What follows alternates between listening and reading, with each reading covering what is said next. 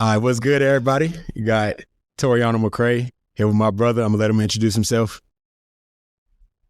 What's good, world? This is Miles, Coach Miles, whatever you want to call me, man. Daddy Miles, all that good stuff, man. What's That's going insane. What's going on, Teej? Let's pod. Let's do it, man. Definitely long overdue. We've been talking about this for a while. Funny enough, we actually shot something at Brevard. I'd say probably a little over a year ago. Things didn't really work out, but That was a year we always ago. it felt like it. You was at Brevard a year ago, bro. So yeah, a little over a year. Yeah, Um, yeah. Chosen wasn't born. Chosen is my second born son. He wasn't born. K wasn't born. hmm And look at us now, bro. We here. End of our seasons. Let's get to it. Yeah. Let's do it, man. A lot has changed in a year. Yeah. So yeah, I guess we start with that. We are both now fathers of two young kings, man. I don't know. I Cash, this is my firstborn. Chosen, my secondborn, just celebrated his first year birthday. Definitely blessed to have those boys, man. They motivate me to go to a different level, man. So yeah, man. I like to talk about my kids, man, because I just love them to death. And go ahead, Coach. Let us hear about your boys. Yeah, man. Same as you, Teej. I got two boys. Kyler Leathers, my oldest. He's 2 years old, and then Kay Leathers. He's about to turn 5 months. So, yeah, love those guys to death, man. Kids, man, they change your life, man. They change your perspective. So, Boy, just a proud father, man, present father. At the end of the day, I'm not perfect, but I'm present. As Dion said. So, I try to be the best father I can, try to lead the way, try to be as present I possibly can. And yeah, guys are wild, but boy, what? it's all love, though. It's all love. So that's actually a perfect. Sorry, Coach, I'm getting over a little cold. That's actually a perfect segue. So, like, for those that don't know, we both coach basketball. We both coach basketball. And something that Coach said was that he's present. So both of our seasons have unfortunately concluded. So Coach, how intentional are you about I guess helping out your wife, being there for the boys? Because I know during that time frame from like August through now, we're not in the house as much as I would say we want to be. So like, let's talk about that, man. That transition back to being you're always a full-time dad, but you know what I mean when I say that now you're 100% full-time dad. Yeah, facts, man. I think first and foremost, my wife, man, she the ultimate reason why I'm even in the predicament I'm in as far as being able to be a college basketball coach. What she does on a night in, night out basis, taking care of the boys while I'm at practice or, while I'm on the road during the weekends for games, having both boys, obviously it's a heavy load on her, but she a superhero. I tell her all the time, she my superhero for real. So, having a strong, loving wife, nurturing wife, caring wife, that's like the damn near a cheat code in my eyes as far as just having somebody that's going to take care of the boys while I'm not, I'm in the house. So, as you said, season's over. Now, I'm trying to do everything I can to give her a break, Yeah. So, what she does, like I said, it's irreplaceable, bro. Irreplaceable. Like I need her, and she's the engine. She the engine in the household, and now the season's over, I feel like I can repay her a little bit. Yeah, bro, I definitely agree. I always say like being a coach's wife is not easy. Obviously, we can't relate to that because we men, but like you said, just a sacrifice. Because both our wives, both of them work. And on top of that, when they get off work, they're moms. So whether that's cooking dinner, getting the boys ready for bed, and I got two under two, so it's a different type of a grind. Whether it's bath time, whether it's just anything she needs to get done is like no complaints, no excuses. And she never really holds anything against me. If anything, she's pushing me to go harder, asking what she can do to help me out. So I wouldn't be anywhere. I wouldn't be coaching 6 years if it weren't for Ashley. So like you said, I'm just grateful. Yeah. Go ahead, Coach. I was about to say, like, to your point, like, I think that's big too. Like, you know, you saying like your wife don't hold nothing against you because she easily could, you know what I'm saying? Like, she could easily be like, man, you was gone all day. Like, now it's time for you to be with the boys for the rest of the night. Yeah. Like, a lot of times when I come home from practice, like, she want me to get off my feet. She want me to, you know, relax for a little bit. And I mean, I feel like that's a really good point, you know, just at the end of the day, your wife not even holding it against you that you going as long as you are, you know what I'm saying? Yeah, bro, because I mean, with teaching, I get to the school like 7:30. And on practice days, I don't get home. If we got late practice, I don't get home to like 8:45, 9 o'clock if I got to take a couple of players home. On game days, if we got a road game, because I have to drop the bus too, man, I can not get home at like 11:30. So, you know, I try to get home as quickly as I can to at least see the boys, but most of the time they be asleep. You know, I try to see Ashley, hang with her for a little bit, but of course, you know, by that time she be tired. But I don't take for granted that, you know, a meal is ready, or I mean, she just happy I made it home safe. You know, she want to talk about the games and whatnot. But, and the thing I genuinely appreciate more than anything is, in my 6 years, I can count on one hand how many games Ashley has missed. So when she's not there, just feel a little bit different. So, I mean, I go as hard as I do when I'm able to because of the sacrifices that she makes and the understanding that she has, because she ain't signed up for this. It's not like I always aspired to be a coach. It just kind of happened. But she always pushed me to do this, and as well as honestly this podcast, bro. Like, she's just a true supporter, bro. So shout out to our wives, man. I think we got two good ones. Yeah, facts for sure. Matter of fact, I want you to, if you could, I want you to elaborate just on like your day to day as a coach / teacher. Matter of fact, let me say teacher / coach, you know, for the, I ain't gonna lie, I like coach / teacher first. In my eyes, I'm a coach first. However, I take care of my teachers. One of the quotes I always tell my kids, you got to do what you got to do what you want to do. Coaching is my passion, what I love to do. Yeah. I wouldn't say I'm passionate about teaching. I just do it because I got to, and I give it my all. But from a day-to-day, like I said, I wake up, I long off like 6:15. You know, sometimes I get right up, sometimes I snooze. Anyway, try to get to the school by 7:30. Get to my post, which is right outside of my classroom, greet my students and everything. I'm currently co-teaching Math 3. I've always really been in the math or the Microsoft space. But I wake up, I'm in the classroom, and the teacher is virtual online. I'm just like a in-person aide for the kids. So while the teacher's teaching, honestly, a lot of the material I know, I spend that time watching film and prepping for practice for the day, man. So that's usually what I'm doing. But if the kids need me, they come up. But it's funny that the kids are so supportive of me too, man. Like if they like, coach, you watching film? I'll be like, yeah. They be like, I actually, they be like, nah, man, come on. Like what you got for me? And I'll stop what I'm doing. And I coach and teach at Warren County High School. We got 4 periods. Third period is my planning period. So I got first, second, third period planning, fourth period, another class.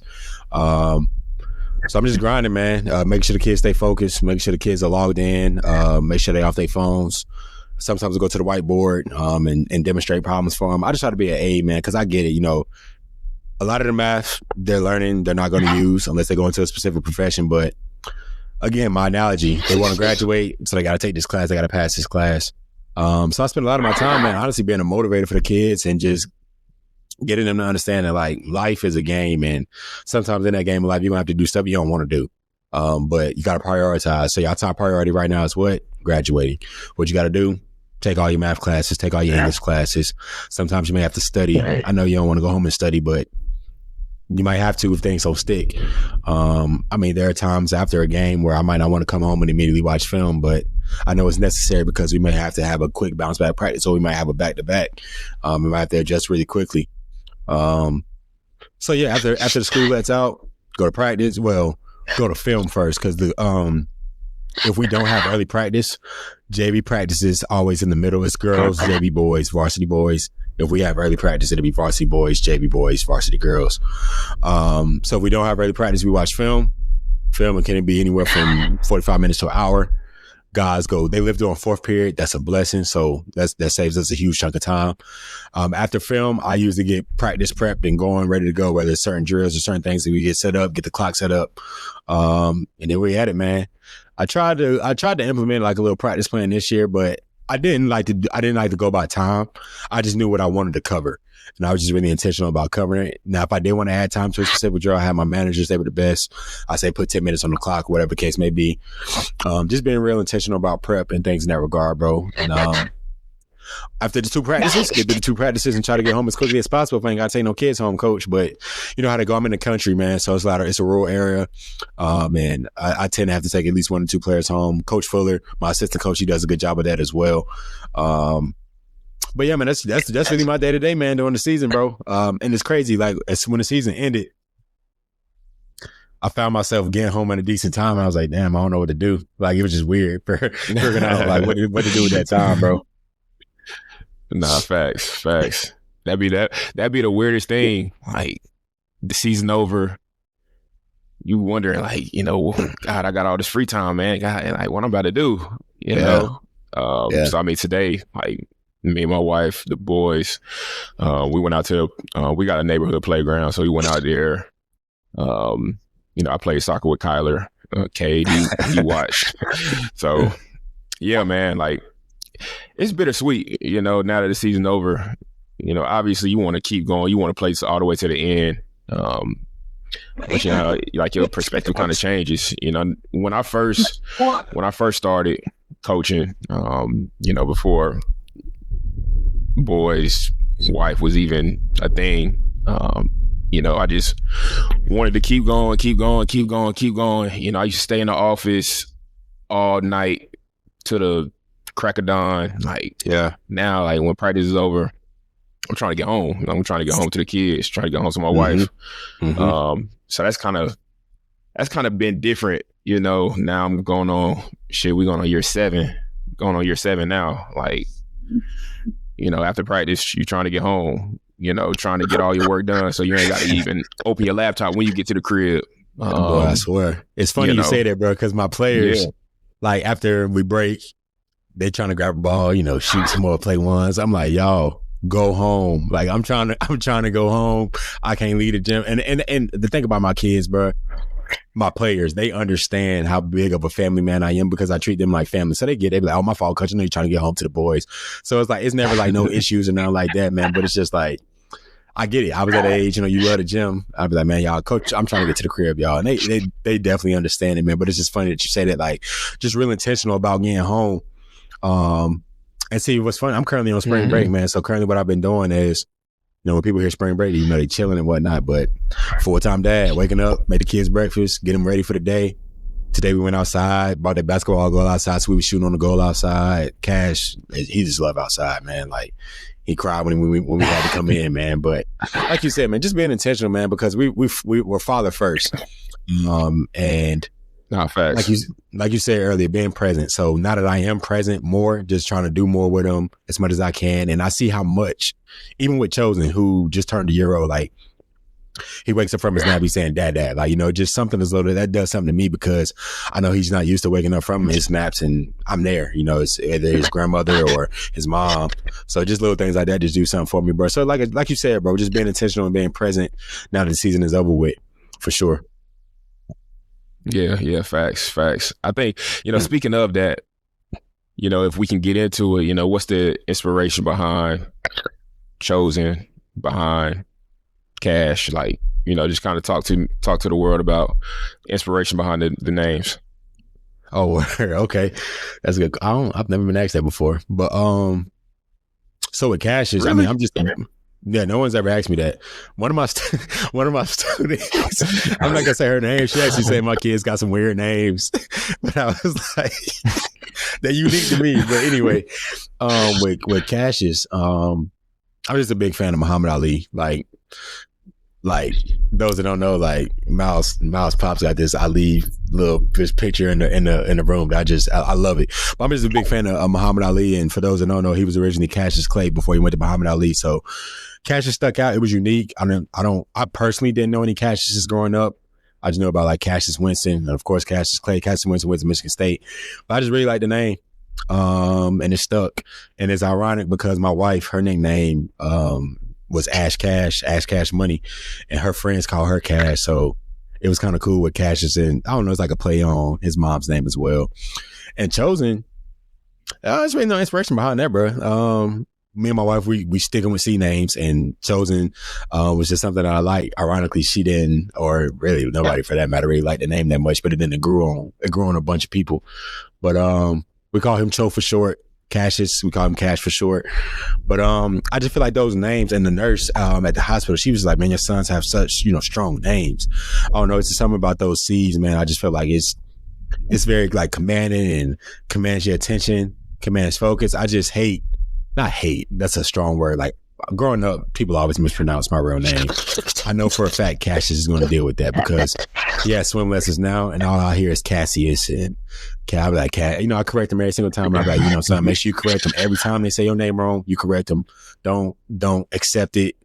You tell them every single time. Chosen, people gonna get that for the most part, but that's where the names came from, man. Cassius and Chosen, and hopefully God blesses me with 2 more. And me and my wife, we got some names lined up for that as well. Yeah. Facts. Nah, it's funny you say that because my pops, he used to say the same thing as far as like, never let nobody mispronounce your name. Like if they mispronounce your name, you correct them on sight. Like don't even let them get away with it. Yeah, like that always stuck with me because he was real adamant about it.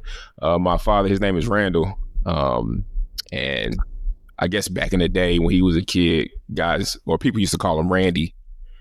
And my grandmother, his mom, she hated that. So she told him, don't let nobody call you Randy. Your name is Randall. So that just something that just stuck with me. And, it's definitely something that we got to make sure we making sure our boys are set or are addressed the right way. You know what I'm saying? So for sure. And even with my students, bro, that's big time. Until I know their names, if I mispronounce it, let me know until I get it. But like with our virtual teachers, they got a lot of names they got to remember as well. And like the kids they'll be submissive. Like they'll just, say I'm here or accept it. And I tell them, no, correct them. Like let Miss So-and-so, let them know what your name is because that's not your name and they need to get that. Y'all about to have this relationship. The first part of a relationship is, hey, what's your name? I'm pretty sure, Coach, you intentional a lot with that, with your staff, players, their families, custodians.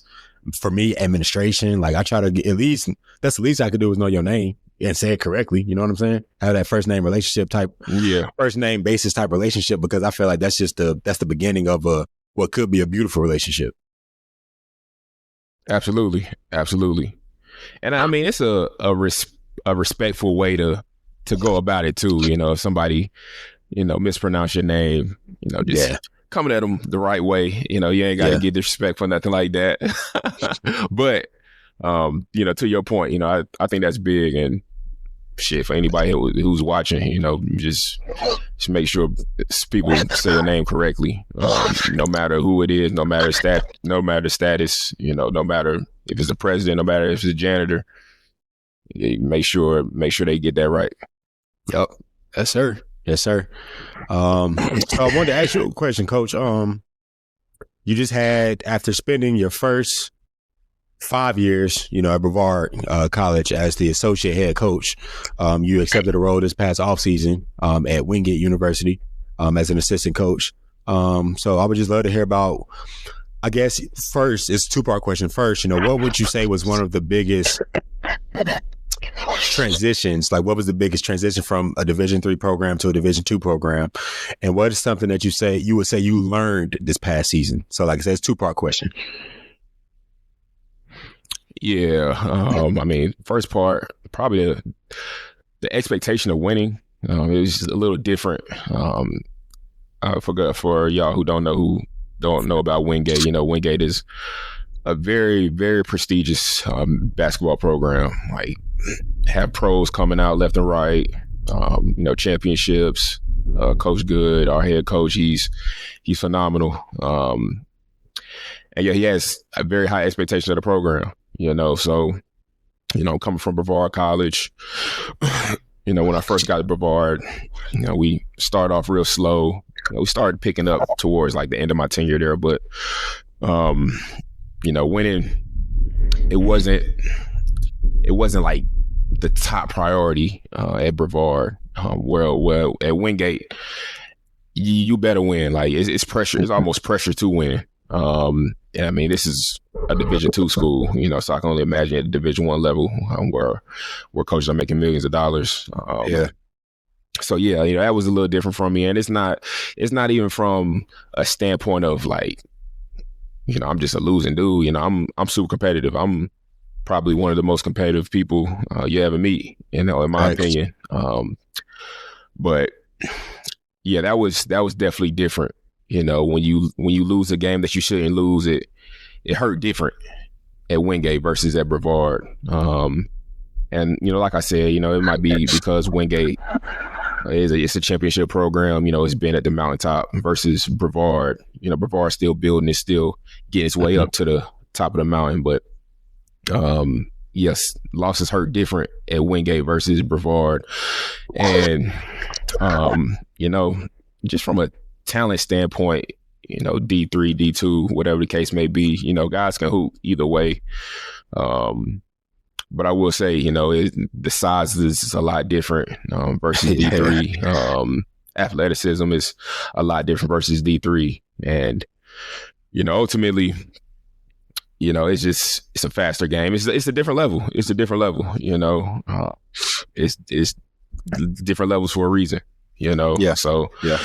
I guess so the first part of that question, you know, that was probably the biggest difference. But as far as what I learned, just being a master of the details, you know, I think that's something that I got to do a better job of. And having guys like Coach Ali, Coach Logan, Coach Good, Coach Blakeney, guys that I'm learning from, they're masters of the details. And it can be the littlest thing from, you know, it's supposed to take us 2 hours to get to South Carolina, or this guy ordered this meal for post-game meal. No onions on his sandwich, you know. Same thing with like scout reports. Yeah. I mean, it's the same thing with like scout reports. Like, oh, this guy's a left-handed driver. This guy, he's comfortable catching on the right wing and getting to his right hand, getting to the rim. This guy, when he comes off this handoff, he's probably going to shoot it. Just the littlest things. But I mean, the littlest things make the biggest difference, honestly. So, just trying to master the details in all aspects, from on the court to administrative stuff to, you know, what we wearing for games, practice uniforms, dealing with boosters, raising money. Like, every little detail matters, and I think that's something that I'm trying to do a better job of in terms of just being a master of the details. So I'm learning, growing. You know, it's cool to have really good assistant coaches that you work with and a really good head coach to learn from. So just learning, trying to get better, and, you know, ultimately trying to get to where I'm trying to go. Hey, man, first and foremost, I'm proud of you, dude. Like, just everything, bro. I'm just proud of you. You know, I'm your biggest fan, bro. Your answer was great, because, I mean, the details are important, man. That's something that I have to continue to look to improve on as well, man. But again, that question was focused on you, man. Like I said, I'm just proud of you nonetheless, man. I think Wingate got a blessing, and someone that's hungry, someone that's a student of the game. And I think next year, I think y'all gonna take off even more, bro. So kudos, keep going, bro. And I mean, you said it, not me, bro, but always pay attention to the little things matter the most. And one step at a time to get to the finish line, bro. And I hope next year, you know, y'all able to hoist that conference trophy up again.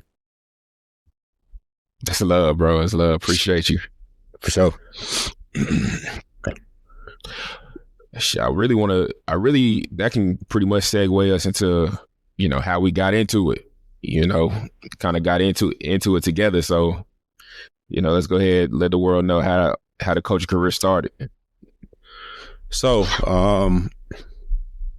this is right before COVID. What was that? So 2019, my mother-in-law, Gwen, and her son, Andrew, pretty much Andrew was going into his senior year, and you know the AAU circuit where I'm at, which is in Warrenton, North Carolina, really it's not really one. You got to kind of go to the outer cities, whether it's Raleigh, Durham, or Henderson, North Carolina, to play AAU basketball. He wasn't really trying to do that. Long story short, excuse me, Ms. Gwen asked would I be open to coaching an AAU organization that they started. I mean, without hesitation, I said yeah. And then the first person I thought about asking was Miles, my brother. And without hesitation, he said, let's do it. Now the dilemma was that at the time, Miles was in Raleigh, I was in Greensboro, but Warrenton from Greensboro was about 2 hours away, and from Raleigh was about like hour 15, hour 20 away. So we had to commute every weekend. Now, my in-laws stayed in Warrenton, so when I say we would leave on Friday. We would have practice Saturday and Sunday unless we had a tournament. But we were blessed to start an AAU organization at John Graham Gym called the NC Raptors. I think we had 8 or 9 guys, most of which went to Warren County High School. And because of that opportunity, my brother and I, we got to coach. And I'll never forget, man, like the first game that was at Prolific Park. That was the first tournament that we had. My brother, he couldn't make the first game. I can't remember why, but he couldn't make the first game. So I coached that first game. I think I can name about a few times I was nervous. Proposing to my wife was one. Birth of both of my kids. But coaching through that first game, I don't think no one can mentally prepare you for that, man. Like I would think one of the hardest things, and I say with air quotes, to get adjusted to is coaching is rotations, bro. So like not having like someone to lean on to rotate, and us still getting to know these guys, man. It was a lot, man. So all I did was go out there, be myself, coach with passion, coach with love, and thank God my brother was at the second game. And I'm sad to say, I don't know if you remember how I got my first tech mouse? Oh my God! What bro, you come do? on, You laid out bro. on the floor. Yeah. You laid out on the floor for Jay. Nah. Yeah, I still remember that. It was a bad call. But see, what's crazy is I didn't know. I didn't say nothing to the ref. I didn't cuss. I just laid down because the call was bad, bro. And I looked at coach. I looked at Miles. I was like, "Who's the tech on?" You looked at me. You was like, you looked at me and pointed at me. I was like, "Dang, bro." We had a team rule too, bro. I had to run suicides at practice the next day. My brother ran with me. But luckily, none of our players. That was the first and only tech I've ever got in my 6-year coaching career. I ain't never got another tech. I'm proud to say that, man. But that's good. Yeah, bro. I've gotten close, but I ain't never had another one, bro. But yeah, man. NC Raptors. I think we had a good 3-year run, 2-year run, 3-year run. Something like that. But we were very fortunate. Let me ask you this before you keep going. All right. You know, with you being a coach, you know, do you believe that it's necessary to get a tech to fire your team up?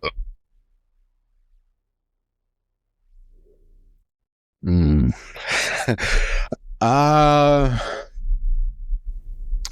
think there are ways to go about firing your team up. Well, for me, at the high school level. At the high school level, I don't think so. I don't think the kids are. I think they'll pick up more on coaches got a tech. So I'm gonna have my coaches back, and I don't know, I did not retaliate, but they may be defiant to the referees in the sense, as opposed to, all right, man, coach got a tech, let's turn up real quick. Like coach, you know what I'm saying? We got a bad coach up right now. It's different at the high school level. College and pros definitely. I think pros definitely, because pros just, they get it a little bit differently. College, even in the sense, I think it's necessary. At the high school level, I don't think it's that much. Like I'm very emotional on the sideline. For those who've been in my games or seen, like I'm very emotional. I coach with passion. I don't sugarcoat. I don't care who's in the crowd. Like one time, a couple of years ago, my second year coaching, Q Tucker, she's the president of the High School Athletic Association. You know, she was at the game. So the refs, in my opinion, were acting differently. Like I'm a coach, man. I'm gonna get out my coaching box. I'm gonna talk to the referees. I'm gonna talk to my guys. The referees, I had the same refs, so they get that. Like they joke with me, you know, they come in, do your host feel like, hey, all the players getting properly. Hey, coach, you know, your coaching box right there, right? I'll be like, man, y'all know how I get, man. They're like, yeah, we know. As long as you coaching your guys, you good. That's always been the case. This one time, Q Tucker come in the building. Coach, we about to give you a tick, man. You keep coming out your coaching box. I said, man, I don't care that Q Tucker, respectfully, I don't care that Q Tucker is here, man. Like, I'm talking to you. I'm talking to my guys. Like, I hope she respect the fact that, like, I'm authentically me. Like, it don't matter. It could be Barack Obama. It don't matter. I'm gonna be me. Braun. I'm gonna be me. I'm gonna coach how I coach. And like I said, with all due respect to Q Tucker, I love her. She's great. She came to support Warren County, so no disrespect to her, but it's more so like, yeah, facts. If you're gonna ref like this all the time, cool. But this ain't even you. This ain't you, bro. You know how I get. I understand it, but like, you know, I'm not talking to you. I'm talking to my guys. Most of the time when I'm at the box, sometimes I do be ODing. Sometimes I be, but when I'm at the box, I'm talking to my guys, especially like, I hate, and I want to get your opinion on this, Coach. I segue a lot. I hate that we're on offense in the second half on my end. Like, I would love to be on defense on my end, because I'm like the sixth defender on the court. Like, I'm talking, I'm saying what I'm seeing. So I love the first half more than I love the second half, because like my defense is right here and I could talk to them. One of the things I always say leading out of halftime is like, all right, y'all got to talk to each other now. I'm gonna still be screaming, but y'all on the other end of the court. So that's what I'm usually over to coaching. But offense, I kind of let the guys just kind of think clearly. Defense, I feel like we got to think together. Yeah,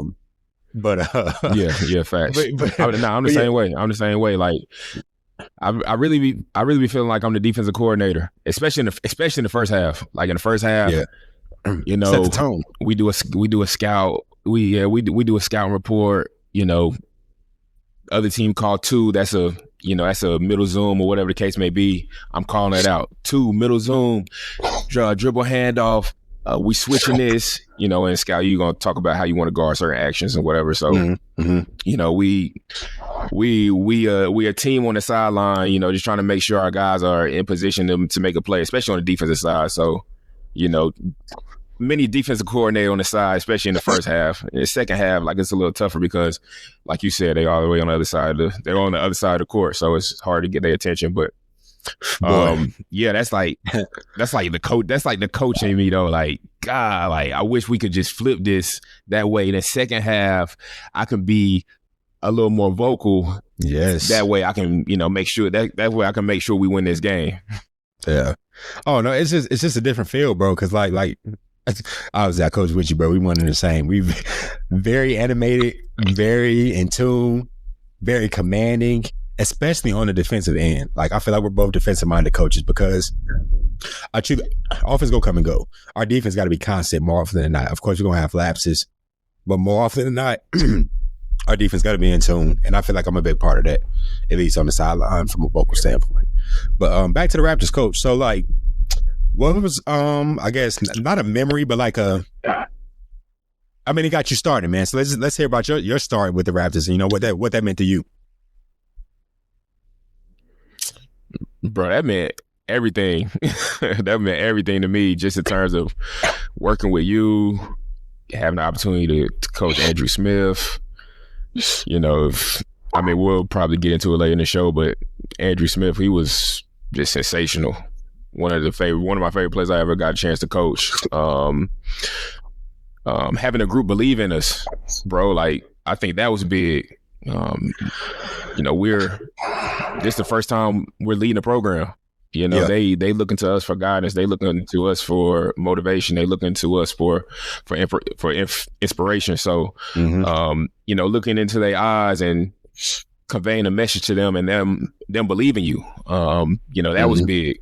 And you know, having the opportunity to lead practices, have opportunity to go to war with those guys.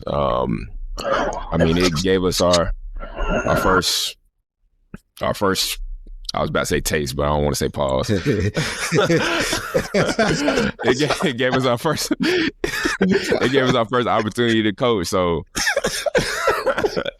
that was cool, bro. Like I said, that meant everything. And we won our last tournament. That first summer, we won our last tournament, and, you know, having the opportunity to just see those guys celebrate and celebrate as a team, you know, that was super cool, man. And, you know, that's something I just don't take for granted. You know, I still reminisce on those times, and, you know, winning a championship with you and winning a championship with those guys. You know, just super cool experience. I mean, that pretty much kind of like it was Let you fall in love the with pathway to, yeah, like that's kind of how we got started for real. And I mean, like I said, we about to go into year 7.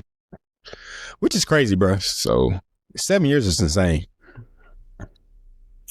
All my kids, facts. Like, am I coming back next year? Or, you know, whatever. I'm like, you know, if that's my intentions are to come back next year, you know, Warren County had me. But, you know, they always, you know, we got started coaching. We were 24 and I got the opportunity at Warren County at 25, which is young, bro. Like any level, like to be a head coach or really in general, it's just young. But I'm coaching in an area where the kids aren't used to stability and people leaving. So like to your point, like getting the kids to buy into us, like we only knew one kid, which is Andrew, who's my brother-in-law. So 7, 8 other guys, they don't know us from Adam, and they bought in. And we set the tone day one. Like we weren't taking no BS. We were very intentional about being in practice on time, practicing as hard as we needed to. The good thing out of the gym we had, we set our own time limit. Like we didn't have to worry about no other team coming in. It was hot. It was a hot summer, but it's crazy, man. Like I missed sign up in that motherfucker. Man, I swear, I miss those practices more than anything, bro. Because you had to really love basketball to be hooping in. It would be 100 degrees outside, 105, 110 in the gym. Water's disgusting. You remember that? But we had to tote. We would bring water for the guys, bro, because we couldn't use the water in there. Thank God it's fixed now. Shout out to John Graham for their renovations. But had to tote water for the guys, for ourselves, because the water was inadequate. Like it was we just needed a gym. We had 2 goals. One of the goals was bad, but we made it work. Court was slippery, but we was in there grinding every weekend, man. It was like some true, like, in the trenches, bro. And I see like that gym epitomized what Warren County represents, man. Just like no matter what, if you give us an opportunity to play, if you give us a ball, we're gonna give you everything that we got. We just need a little bit of guidance, and that's where we came in, man. And I'm blessed to be where I'm at. I felt my impact here. Like I said, coming up on year 7 in Warren County, most of the kids that were on our AAU team graduated from Warren County. We had a few. One from Raleigh, one graduated from Northwest, Elijah. Shout out to Elijah, man. Hey, check out his brand. Rich Walker's dope brand. But yeah, man, it was just great to make an impact on those kids' lives, man. And to see them all prospering today is a beautiful thing, bro. That's one of the big things about coaching too, is seeing your kids after you're done coaching them and seeing them still being great people. Yeah, absolutely, man. You know, one thing that I really, like I said, I kind of led off with it, but having the opportunity to coach Andrew Smith, you know, that was just kind of, and it's, like I said, if we get into it, we'll get into it, but like having the opportunity to coach him in AAU, having the opportunity to coach him a little bit in high school, and then having another opportunity to coach him again in college, like that was just really cool. You know, for those of y'all who don't know Andrew Smith, like sensational player, can score at all 3 levels, plays his heart out every possession, was a leader, was actually kind of pushed into that leadership role, especially with the AAU program, and then and high leading school. into the high school program. yeah, for sure. So yeah, facts. Matter of fact, if you could, you know, just, you know, talk about, you know, how special of a talent he was, and you know, what he meant to the county. So for sure, bro. And I'll lead off. Like I met Drew when he was in 8th grade, and then at his growth spurt, Drew was puny. And like I just barely remember going outside of his goal and busting his ass every time. He want to keep playing. He used to pick the ball up from his hip. I used to block that shit out of bounds. Like really just like on some big brother type shit, bro. But like, bro, stay motivated, stay hungry. Never shied away from a competition. And you know, I knew he was different from that point. But before we moved to Warrenton, and this was his 9th grade year, so again, I'm still around. But you know, he made varsity as a freshman, and I think the coach gave him the option, to either play JV or, play varsity. He chose to play varsity because, being in that environment, being a part of those practices, he's probably not looking to play. Of course, he wants to play, but realistically not. That's not going to happen. But holding his own against those guys. But getting the opportunity to coach him in AAU was one thing. And seeing how he just, again, like you said, bro, just had a natural feel for the game. So gifted shooter, one of the best shooters I've ever interacted with. Definitely one of the best shooters I've coached. But challenging him the first day of our high school workouts, because we got the opportunity. I think school started like August 20th. We might have got the okay on the job like August 5th. So like there was no off season. We just had to get right to it. We inherited a group of guys that graduated one senior. So pretty much inheriting the same group, and they had one win their junior years. So we're having, I think we had like 7 seniors, the same exact group with the exception of one senior that graduated, coming off a 1-win season. Expectations are low. So insert me and you. So day one, I think we took him to the track. No, I'm lying. Day one, we played open gym. We had open gym. You and I were on separate teams. And the kids thought they were like, hold on. Before you go into that, like, I still remember this day vividly. We have an interest meeting before we even have like tryouts, workouts, anything preseason workouts. We have an interest meeting, and we have a good amount show up to the interest meeting, and we. Just introducing ourselves, just laying down expectations of how preseason workouts going to be ran, and just giving some insight on the program and how we are as coaches. That was kind of, our first, like I said, first little interest meeting where we just wanted to see, how many guys are going to show up. And Andrew Smith, he stood up.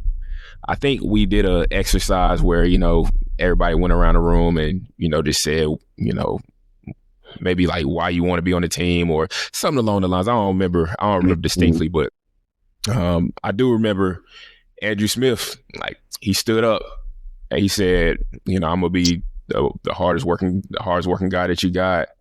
I want everybody in this room to follow my lead, and I'm gonna lead us to the promised land. When he said that, I was like, yo, damn, this guy is the real deal. Damn, that's real. And it's funny that you say that because he wasn't bullshitting. Like when I say first one in the gym, last one to leave. And at the time, I was living with Andrew and his parents. Me and my wife was. Because we had just recently moved to Greensboro when I got this opportunity, so we didn't have anywhere to stay. So y'all can only imagine all the shit he had to hear from me after practice, because coaches, bro. Coaches, all coaches talk. So if you live with a coach, which he did, because I lived with him, man, I'm in his ear. But he always took it, never told me like, bro, leave me alone, none of that. Like he just always took it. But like he was late for one workout, and that's because he went to the dentist. He went to the dentist and he came right, never late, first in the weight room, on the track, running his ass off. Every true leader by example, because on the court shit, you ain't have to worry about that. He was going to lead on the court, like by example. Like he was just that good, and he had the respect of his peers. But what we instilled is, all right, you're skilled, you're the best player, so we need you to be the best leader. And those that know Andrew, he's not very vocal. He'll talk, but he's not very like vocal. But he got out of his shell, was a vocal leader, commanded the attention of his teammates. And like I said, it's easy to do that. It's easy to follow the best player if the best player is also the hardest worker. And I feel like everyone on that team will attest to that. Seeing the amount of work that he put in. When I say Andrew was 50% of our offense, coach, I'm not exaggerating. We would have games where it would be 48-44. Andrew had 25 points. So you're part of these team scouts. And we were in a great conference. We had a conference that featured Bobby Pettiford, featured Terrence Harkham, that featured Elijah Jamison. So like these are 3 Division I players. South Granville if I'm not mistaken, I don't know if COVID interrupted. They were either in the state championship or were about to be in the state championship. But Andrew held his own in his conference. Like, he was nominated for Conference Player of the Year with those three guys respectively. You know, and against these groups, you know, he had a 30-point game against Granville Central where Terrence Harkin went. He had a 27-point game, if I'm not mistaken, against South Granville. Like, and we swept Lewisburg. That's where Elijah Jameson went. But the thing about it is he was the focal point of their scouts, but he still found a way to shoot 50% from the field, 50% from the three, and 85% from the free throw line. Bro, that is unheard of. Averaging 18 points a game. Yeah, that's insane. So with these that's splits, insane. with At these the high school level.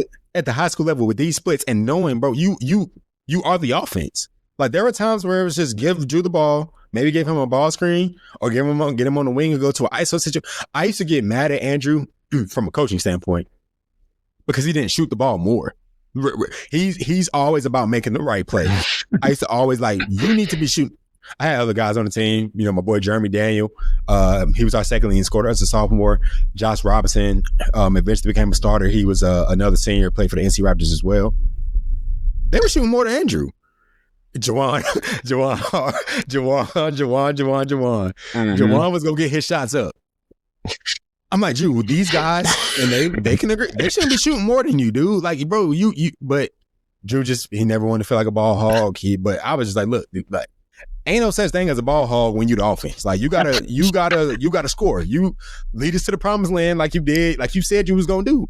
And it was just a magical season, coach, to get third place in that conference after them finishing dead last.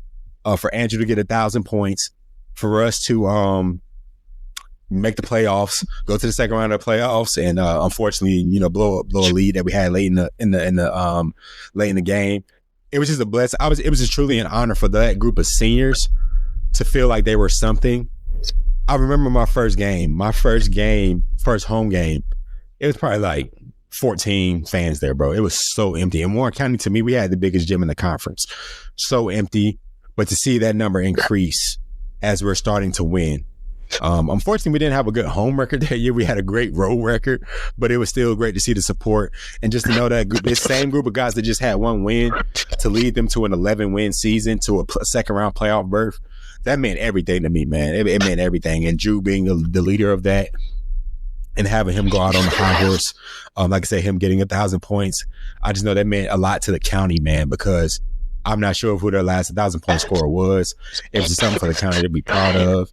To this day, kids remember Andrew. Like, a lot of the kids who I just graduated, they remember. Funny thing, before our playoff game, I had put Andrew's high school clips in our group chat. And the chat just like, man, Drew so cold, man. I ain't know Drew took charges. Dang, Drew was locking up like that. I'm like, yeah, man. Like, this is all his highlight. His 5-minute highlight tape is him doing everything, and that's because we asked him to do that. He did whatever it took to win, man. So, like, just truly a blessing, man, to coach a kid like that and to call someone like that my brother. And it's like, no favoritism. And like, I've never been questioned about favoritism as it related to Andrew because his peers saw the work that he put in. His peers understood the level of a basketball player that he was. That's something else that meant a lot to me, man. Like, from Jay Gould to Pootie to you name it, they never questioned, hey, man, get Drew the ball. Like, that, they got it, bro. It was just always love and always support for Andrew, man. And like, he a county legend, man. Like, and I hope that one day, you know, I get the opportunity to, whether it's coach with him or him come and train some guys or him just come speak to the guys, man. It just means a lot whenever he's back in the gym, man. He's just truly a blessing to have coached and you know, to want to, like I said, to call my brother, bro. Yeah, facts, man. I mean, that'll be a full circle moment, you know, once he come back in that gym, you know, maybe be an assistant coach, you know, maybe just, you know, chop it up with the guys. Like you said, man, he a legend. He a legend for real. You know, he ended up Mr. 1K going to Drew. He ended facts. For those who don't know, Andrew, he ended up going to Guilford Tech, going the JUCO route. He did that, and he ended up going to Brevard College. Man, he's finishing up. Well, they just got done too, so you know, he had a good career at Brevard, and now he's about to walk across the stage and man, about to be a productive citizen, man. You know, hopefully, God willing, you know, if he aspires to go professional route. You know, I think he got all the ability in the world for sure. So, you know, shout out to Andrew Smith, man. I will say, feel like you were telling your story and you was talking about Andrew, you know, being this phenomenal player and, you know, that season being phenomenal, that initial season being phenomenal. You the most humble guy in the world. So, you know, I'm going to talk a little shit for you. My brother, TJ McCray, first year head coaching, Warren County High School, won Coach of the Year in a loaded conference. You know, D1 players all through the teams in the conference.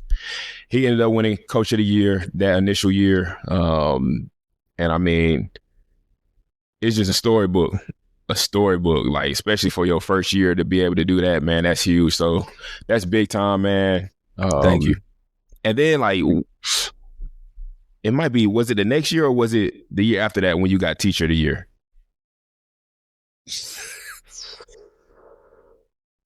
It wasn't the COVID year. It wasn't because next year was COVID. It might have been the year. It might have been my third or fourth year teaching coach. I'm not 100% sure, but it definitely wasn't my second year because that was a COVID year. Yeah. So, but this guy, man, that's crazy. Being Coach of the Year, Teacher of the Year, like you just the man. You just him.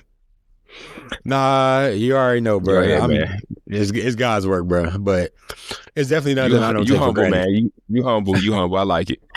Now, with the Coach of the Year, man, I was just blessed. I was just blessed with a good group. Like I tell anyone that asks, like, my first year was such an anomaly. Like, for those that don't know, I just wrapped up my first winning season in my 6 years of coaching.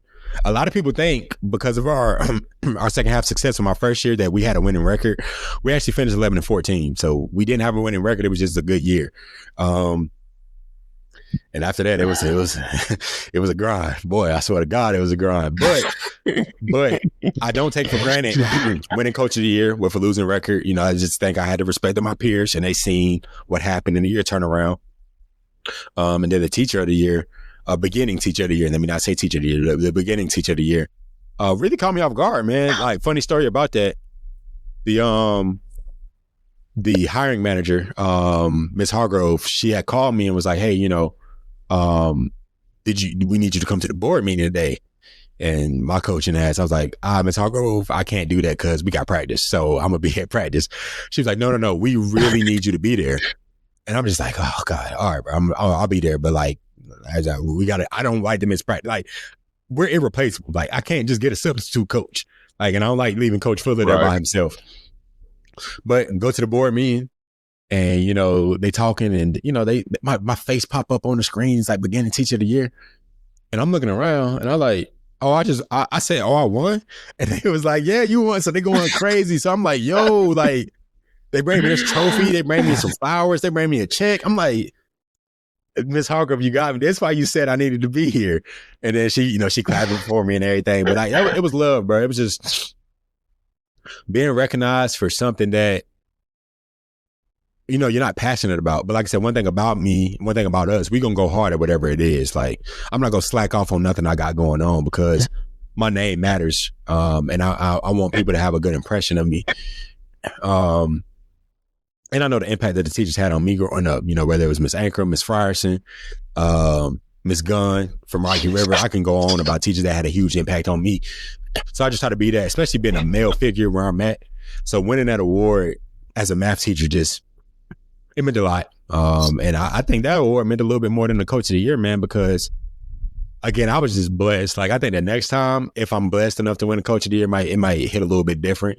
I was just really blessed with that first group. Mind you, I'm not mitigating what I did and the guidance I provided. But like I said, that award was those guys, man. Like those guys, that was them. They just needed a little bit of guidance, bro. But I definitely appreciate the love, man. But you humble as well. My brother, he ain't say nothing about it. He's also the JV head coach at Wingate University. In his first year, they had a phenomenal record, and they closed their season out by winning a tournament, a tournament that consisted of JV teams. They won it in his first year, and I couldn't be more proud of you, brother. Let's hear a little bit about that. I mean, shit, it is a lot. It had a lot to do with the talent that I had, man. You know, I mean, you just spoke on it, but I mean, it's kind of the same thing. Like, I had a really talented group. You know, a lot of times coaches, they try to complicate things. They try to, you know, make stuff like a lot more difficult than what it gotta be. You know, we had a handful of guys who we could just give them the ball and they can go get a bucket.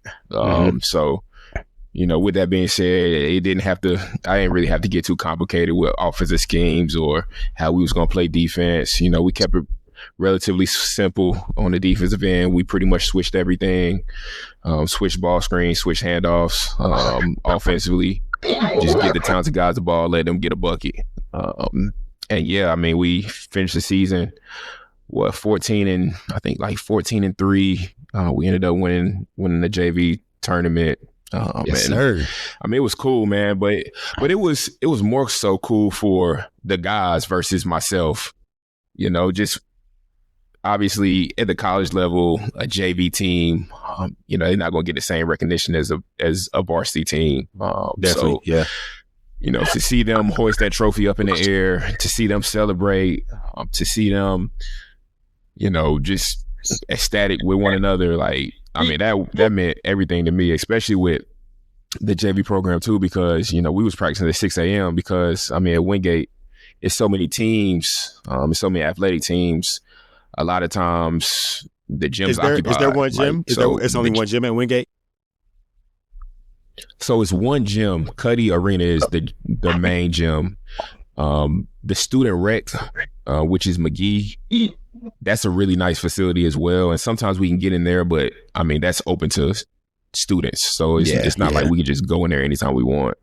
So with Cuddy, I mean, that's designated for, you know, for athletic teams. So like I said, tumbling, they have the gym. Volleyball has the gym. Varsity women have the gym. Varsity men have the gym. So, I mean, a lot of times we go in at 6 a.m. just because that's the only time we can get in there, you know, and for them to wake up at 5 o'clock, get to the gym at 6, practice 6 to 8, then go to class. Man, I mean, we doing that. You gotta love it, doing bro. that, you know. Gotta love it. Yeah, facts.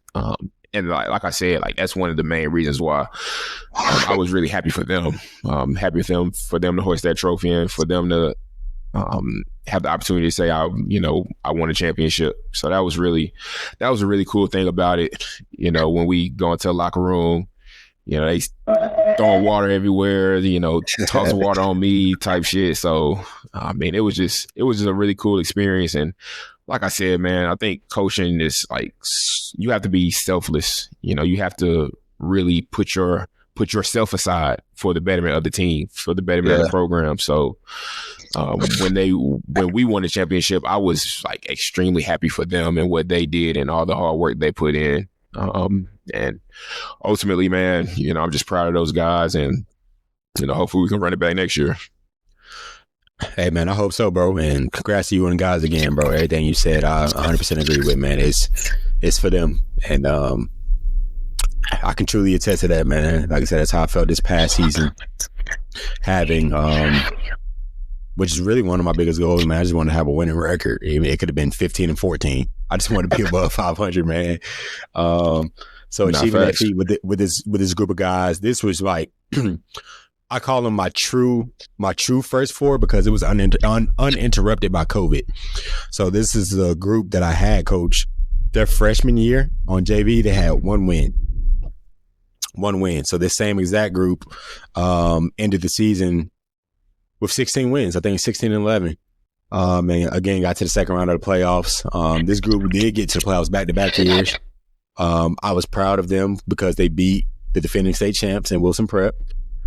We finished third in this conference, which is a huge deal. We were second to last, I think, last year. We even bottom of the barrel, you know, a lot, man. But to get the respect again of my peers, for the guys to get the respect of their peers as well. And we had a really good home record. If I'm not mistaken, I think we were 9-2 at home.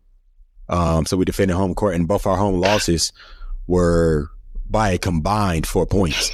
So taking pride in that, because the Nets, man, boy, it get wicked in there, man. They passionate. When you winning, the Warren County fans come out, man, and fans I ain't seen before. They passionate, man. I'm talking about standing room only. Oh, we swept our rivals this year for the first time, Vance County. That was huge. I'm talking about, man, it was a movie. But I don't know if y'all, but it was just cool to get love from like the. Go ahead, Coach. I was about to say, like, could you explain the magnitude of that Warren County Vance County rivalry? Oh yeah, man, I easily, and I got a story. My first year coaching. So this is with Drew Group. I think my third game of my career was against Vance County at the crib. We lost by 50. And like that day, man, my students was giving me such a hard time. Mind you, they don't really know me like that, but they're like, man, we can't be losing to Vance County like that. Because that was the first year, which I didn't know at the time. It used to be a Southern and Northern Vance. But my first year coaching, they merged together and became Vance County. So they combined their programs, and again, I'm from Charlotte. I ain't know nothing about Vance County, Warren County, but man, we got our asses beat. But I quickly knew that, this is a big deal. We played them a week later. We still lost. Yeah. We lost by 11. We didn't lose by 50. We lost by 11. But I had film to go on, and it was just different. Seeing the team a second time as opposed to the first time.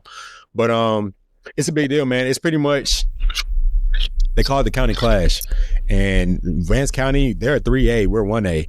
So they really ain't got no business playing if they don't want to, but it just means so much to Henderson and Warrenton that like that game got to be played.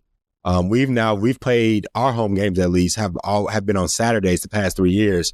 And when I tell you, man, it's standing room only. It's a beautiful thing to see. I thrive in environments like that. I love environments like that, man. And I just see what it does, how much it means to the county, how much it means to Vance County football, really all sports, but definitely basketball and football, man. But it's a big deal. It's Duke and Carolina at the high school level, in my opinion. So if you ever got the opportunity, I try to get all my family, friends, brothers. I just want them to experience that game once, because it epitomizes the rivalry and how much it means to these small cities. So yeah, it's a real big deal, man. So to beat them, we played them first at their crib. It was a dogfight.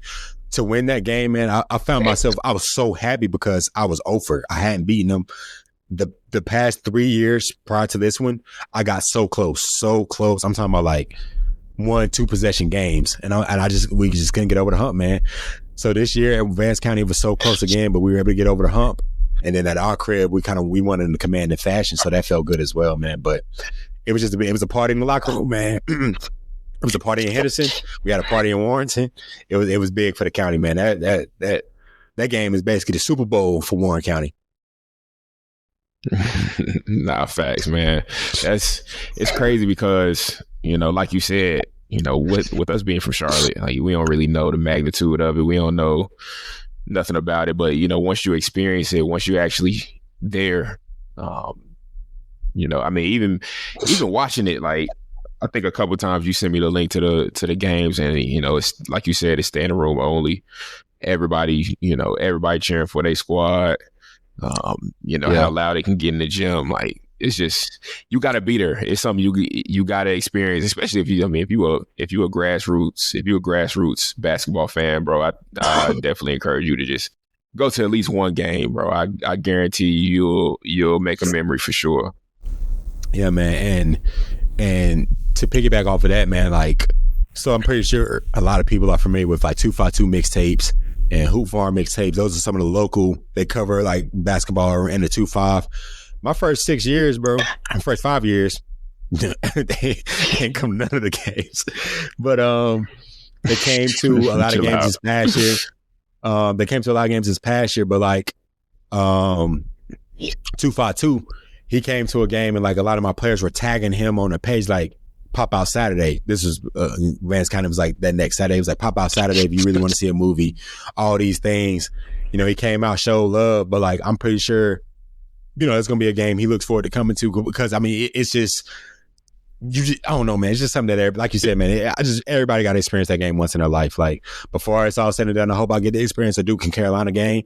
That's on my bucket list. I feel like that's the same thing for, like, those who enjoy high school basketball. They got to come out there to that game, man. It was funny. And get there early, man, because the JV game I had people calling me when we was at Vance County. I have no ties to Vance County. They calling me, Coach, can you get me in? Coach, can you get us in? Coach, can you get us in? It's nothing I can do. It's nothing I can do, man. Feds telling me it's nothing we can do. One person leave, like the club. One person leave, one person come in. It was that packed, bro. That's wild. That's wild. Nah, so, facts. Coach, man, facts. We coming up, like on our last 5 minutes, man. So, what I want to end with is, what inspired you to really just start pieing and pieing with, us doing this together, man. What was your inspiration? Because I really feel like this was a vision of yours. So what would you say inspired us to come together and start the No Pressure podcast? That's a good question, bro. For first and foremost, like, doing any work with you, it's always going to be, something that I'm definitely wanting to do. So, I think you initiated the idea, and then, we pretty much just came together and, just wanted to do it.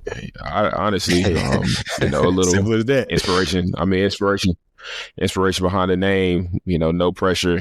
I think it's something that, we both use a lot. I think it's something that, in all honesty, you can really tie it into a lot of different things. I know, me personally, I saw a guy, like, he put something on his Instagram. He put something on his Instagram story, and then, like, he made a caption. It was like, no pressure. And I mean, basically, in that situation, it meant, like, it's already written. I think it was something along the lines of, I think he had posted something about, like, chasing his dreams and, being unapologetic about chasing your dreams. And then, like I said, his caption was no pressure. So I was like, yo, that's cool. Basically signifying, like, it's already written. Whatever you're trying to do, whatever you're trying to pursue, whatever your dreams are, it's already written. So, no pressure, no pressure at all to put it in. It's no, like, unnecessary pressure that you have to put on yourself, in a sense. Yeah, don't stress about it. It's already written. So yeah. So I mean, that's something that was pretty cool, and that's something I just kind of just added on to any motivational sense that I have. Like, if I see something and it's pretty much giving me some type of inspiration, I put no pressure at the end, because at the end of the day, like I said, it's already written. Your story, your journey, your path, your dreams, it's already written. So, get up and go get it. Yes, sir. AKP, man, no pressure. Like Coach said, man, all aspects of life it's already written. So just stand 10 toes, stand firm. Understand the good will come with the bad will come with the good. But at the end of the day, there's no pressure, man, because you got God, you got everything you need. That's all you need. So yeah, man, Coach, I just want to thank you for the opportunity. I look forward to future episodes with you. I think this is a great episode 1. Tune in, episode 2. It's going to be coming real soon. In the future, we plan on having guests. We got a lot of things in store. We ain't going nowhere. And as always, bro, we love y'all. I'll let y'all.